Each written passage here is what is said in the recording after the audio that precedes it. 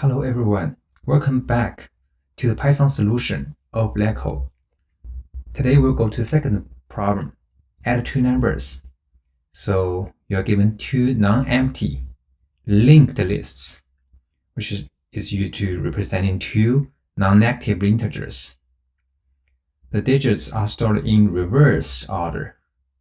So the reverse order is actually easy to implement.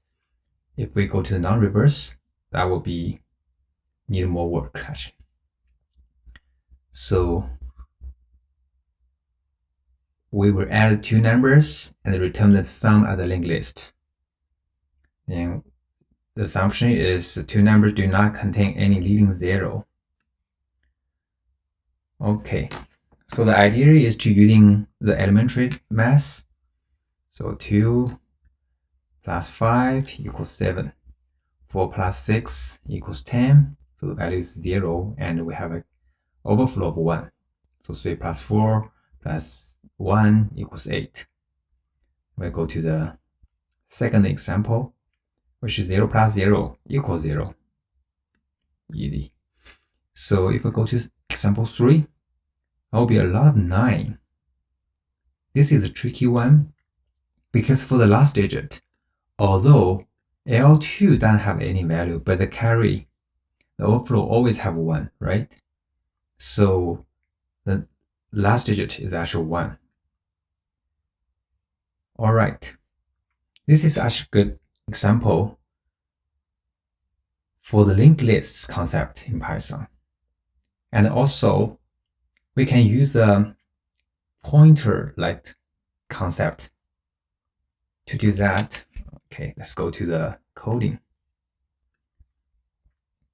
First, so we will define some variables.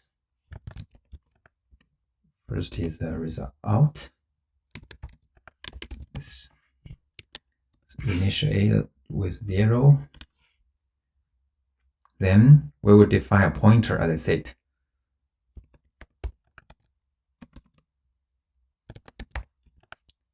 This is an important concept. So the pointer is the one we use to update the value during the loop.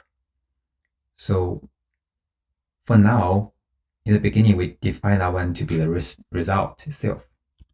We also have a carry, which will be defined to be 0 first. Okay, after define those initial value, we should be able to go to the loop.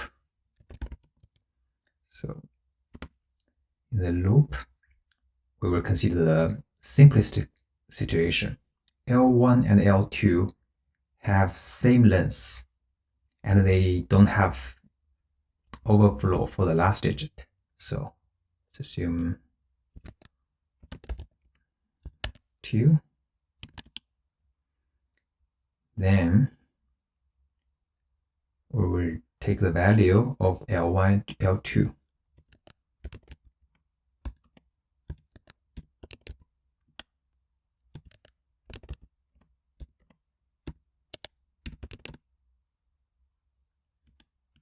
We calculate the sum of these two values.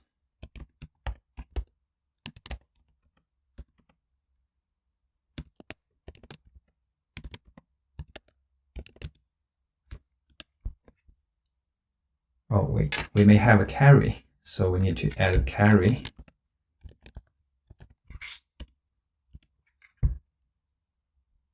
Then we can update the pointer. Remember, we cannot update the result. This is the concept of the pointer, right? The result cannot be modified every time in the loop. We're trying to move the pointer to the next node every time. So now give the value of the first node.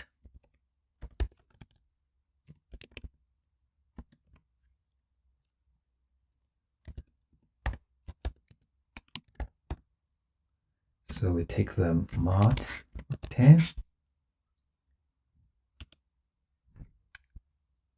Then we define the next pointer.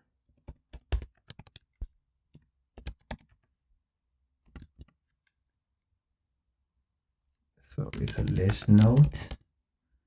We initialize with 0 now. We also need to update the carry actually.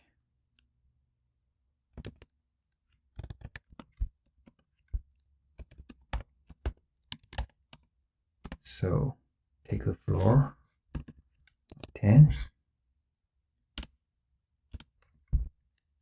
Then we will update the lists.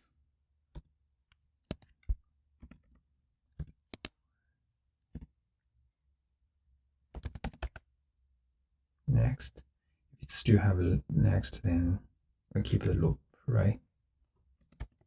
If L1, if it's got to the end, then we just give it to none. 2.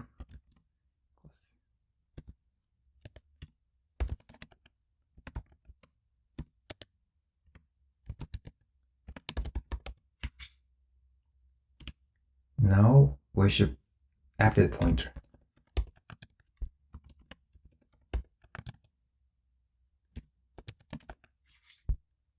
All right. I have to update those ones, so we should have a very initial version. Let's print the result to see what happens in each loop. So it should be return result 2. Let's run the code. Okay, so the first number is 7. Then the next node value is 0. And the next is 8. But we notice, so we have actually one more value. So the output, we have the next value of the empty pointer value, which we defined here, right? So it's a next node. Since we shouldn't have that one in the results, to solve that one, we actually should keep the value to take the next value for each list node and don't take the first node value. Okay, to do that, I think the easy fix is, so instead of the define the value, so we leave the first time the value to be 0 at the initial. So this one we should do that way. So pointer and next, so we should initialize with that value, but that's the next value, right? So we don't have need to update the original one. So then the return the results should be, so we should print the next each time, right? We don't care about the first initial node. Do that way. Okay, so for the same length one, it works, but it won't work if the lengths of the two list nodes are different. So this is actually the spatial condition, but we will consider even more complicated one. So if L1 is longer compared to L2, then we will give the value of L2 to be 0, right? And the carry can be value 1 even when L1 and L2 are all empty. So then it needs to be changed to this one, even if we have the carry. So we will judge if this one, if L1 is already none, then we'll give a 0 value. Same idea to L2. Okay, that consider of the different lengths of L1 and L2. Also, if we still have carry, then both of the L1 and L2 will be 0. right? So we don't have to, so we can print this result to see if that's correct. Still correct. Okay, we can submit to see if that can pass all the examples.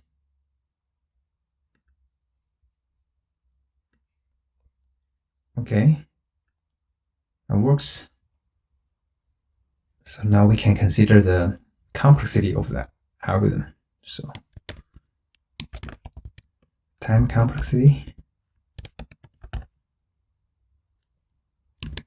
Since it's only one loop, so whenever L1 or L2 is longer, so it should be big O(n), the length of the longest one list, right? So the space